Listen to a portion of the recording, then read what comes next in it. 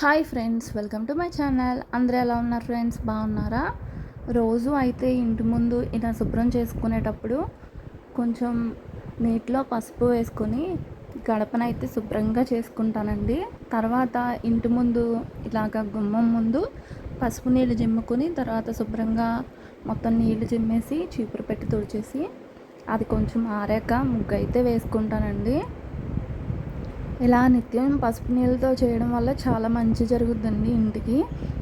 చాలామంది ఉట్టి నీళ్ళు జిమ్ముతారు, అలా కాకుండా ఇలా పసుపు నీళ్ళు వేసుకుంటే చాలా మంచిది. ఇంట్లోకి పాజిటివ్ ఎనర్జీ అనేది ఉంటుందండి ఎప్పుడు కూడా.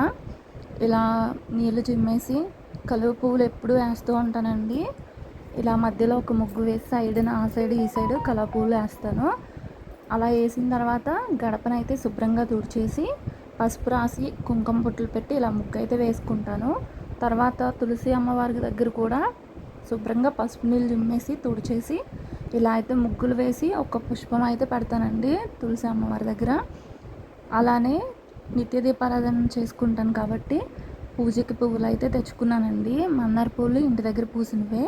తులసి దళాలు ఈరోజు శనివారం కదండి, స్వామివారికి సమర్పిద్దామని చెప్పి తులసి దళాలు కూడా తీసుకొచ్చాను. అలానే మల్లెపూలు కనకాంబరాలు ఇంట్లో పోస్తే వాటిని కూడా మాల కింద కట్టానండి. దేవుడి దగ్గర పంచపాత్ర అవన్నీ కూడా శుభ్రం చేసి పెట్టుకున్నాను. శుభ్రం చేసిన తర్వాత ఇలాగా దీపం కుందులకి బొట్టు అయితే పెట్టి పుష్పాలు అయితే పెట్టానండి. ఎప్పుడు దీపం కుందులకి బొట్లు పెట్టాలి, అలానే ఒక పువ్వు పెట్టాలి. పెట్టిన తర్వాత దీపారాధన కుందుల్లో నూనె పోసి ఒత్తులు అయితే వేసేసిన తర్వాత ఇలా మందార పూలన్నీ దేవతలకి పెట్టానండి. అలానే మాల కట్టాను కదా, ఈరోజు శనివారం కదా, వెంకటేశ్వర స్వామి లక్ష్మీదేవికి పటాలకి వచ్చేలాగా దండాయన అయితే పెట్టానండి. ఇలా మొత్తం దేవుళ్ళందరికీ పుష్పాలు అయితే పెట్టిన తర్వాత దీపారాధన అయితే చేశాను.